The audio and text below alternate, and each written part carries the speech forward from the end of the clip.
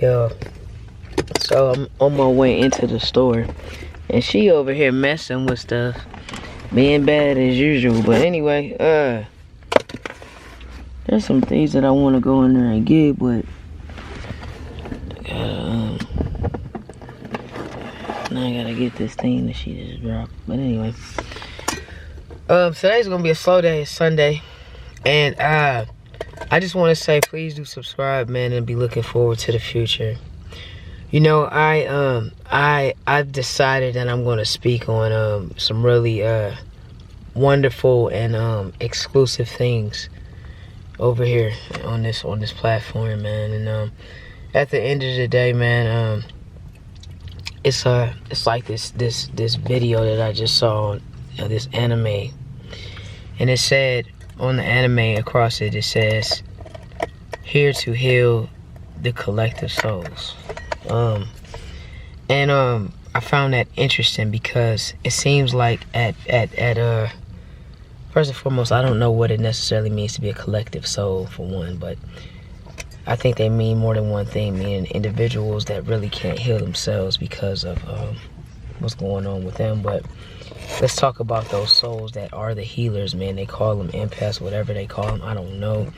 But those people that seem to take a lot of abuse, right? You are not sent here, empath, I don't have a better term for it at this point. You are not sent here to heal them. You were sent here realistically for other empaths, but also for those that can't defend themselves. Almost like, you know, Jesus and his sheep. But never here nor there. I find it interesting how an individual can heal themselves and then be beat down so horrifically,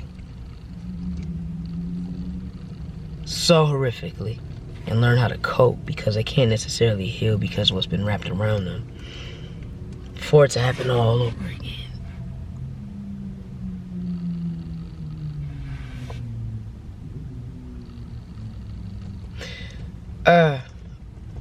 We just talking about boxing over here, man. And about that, man, there's some really cool looking fights that's coming up, man.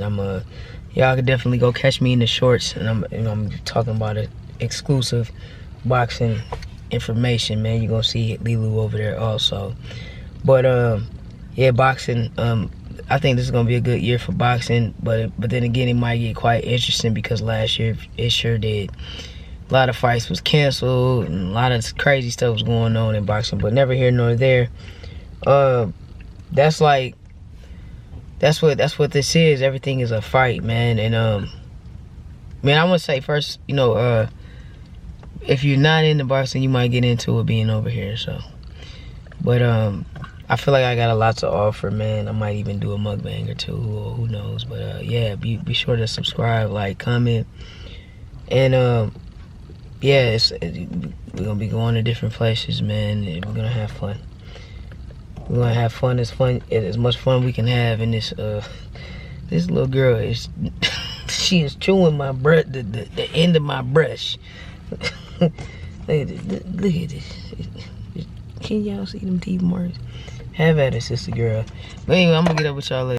Yo, we up early this morning. It's actually raining and whatnot.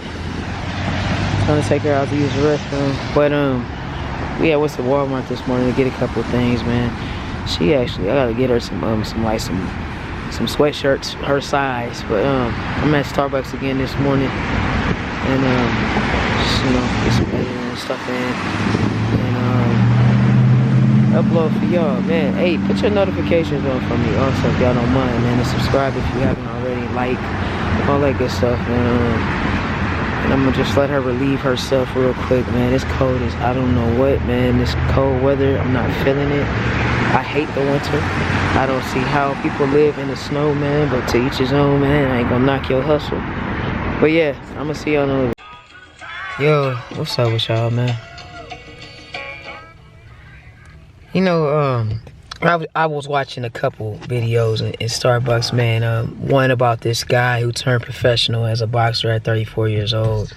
And he made a video and he was discussing how you know, a lot of promoters didn't necessarily want to deal with him because of his age, and he broke down how he had to make a certain amount of money selling his own tickets in order, you know, to get to get the purse or whatever.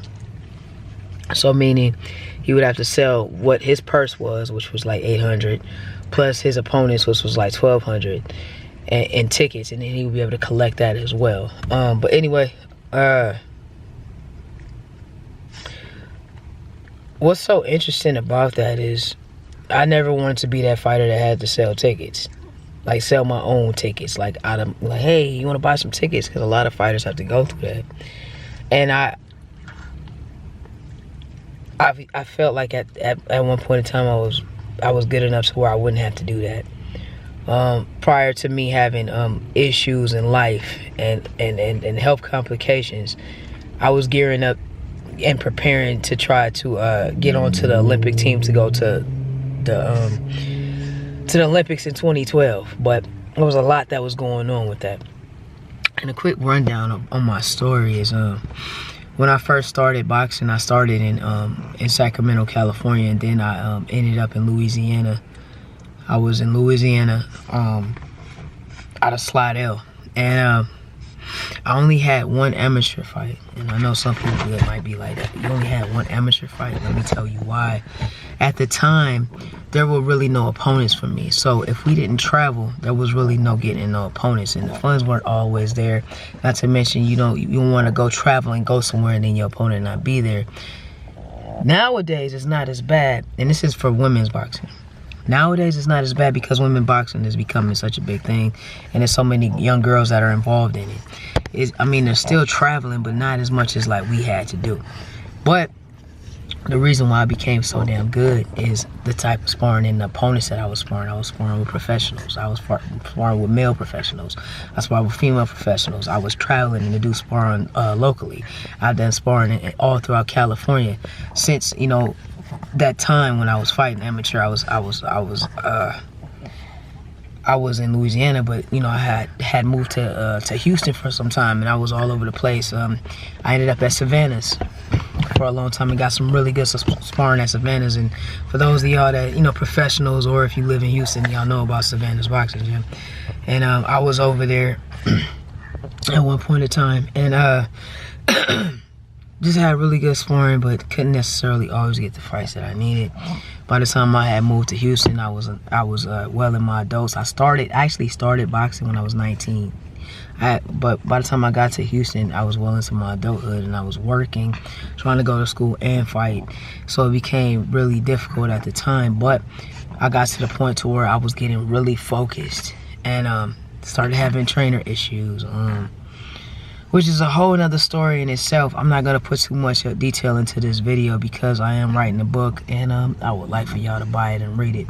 But never here nor there. My skill set is there. I have people that will vouch for that. I'm not gonna name drop or say anything about anybody that I've got in there with, but I have proven myself. And at one point in time, prior to 2012, I was planning to actually do some traveling and you know, go to these national tournaments and stuff like that, but just didn't get a chance to for other reasons that I'm not going to discuss at this moment. But yeah, so now here I am at 35, and I'm gonna say it like this. my skill set is still there. It just has to be brought back out, man. You know, for anybody that box, man, it's this old white dude that I see on Instagram. That man like 70 years old, and you could tell that shit still ain't left him. He hit the bag superbly. He combinations. I seen another old white dude knock a young dude out. Like, so I'm just using him as an example. It's something that doesn't leave you. So your skill set is there. You just might get older, maybe a little slower, maybe you get tired quicker, maybe you get a little bit more fragile. But at the end of the day, it depends on you realistically and how much effort you're willing to put towards it. But at the end of the day, thinking back to this fighter that, you know, 34 years old and turning professional, right, and having issues with promoters, I didn't necessarily want to work with promoters anyway. That's why I kind of wanted to, you know, just give it a shot, but definitely go along my own way about doing so, because I am a bit older anyway, and I didn't get to have that declared amateur career. And I'm sure a lot of women fighters in my age group can kind of attest to not being able to get fights too, man. And for anybody that's familiar with women's boxing, if not, and if you want to learn a little bit more about it, you're gonna learn about it over here. But I'm not gonna talk about it too much in this video. But yeah, I'm gonna give it a shot. And it's like Floyd Mayweather say, man, you might hit the bag the same, you might run the miles the same, you might jump rope the same, but that don't mean you're gonna perform the same in the ring. Meaning, some people are just God gifted, like he said, and some people just learned how to fight. And I'm gonna be honest, like, I feel like I am just God gifted. And I'm not saying that I'm gonna be great like him as far as it goes with that, but if given the shot and the chance to definitely get my health organized and get the right fights, man, I'm gonna try. And if you want to come over here and watch to talk shit and laugh, just make sure you subscribe when you do it. But if you just want to give me the views, man, that's all. By all means, do so. But make sure you put your notifications on. But also, man, there's other things you're gonna notice over here, man. Like really, just promoting positivity. Ultimately, for anybody that's in a position where maybe you're giving up. You know what I mean? I don't know. Maybe you're in a wheelchair. Maybe you got PTSD from being overseas, man. Maybe you're a fat lady. I don't mean to say it like that, but you fat. Hey, it just how it be. You know what I'm saying? You just gotta. I'm gonna show you how to get your ducks in order. And then of course, you're gonna see my little munchkin here. This is, I guess, my child realistically, because they become your child. Lilu here, and yeah, we're gonna be moving around, going to do things and whatnot, which will be exciting as well, man. Maybe going to different gyms, but also, just enjoying the scenery, man. Yeah, but anyway, I ain't gonna hold y'all, man. I'm gonna see y'all in the next one.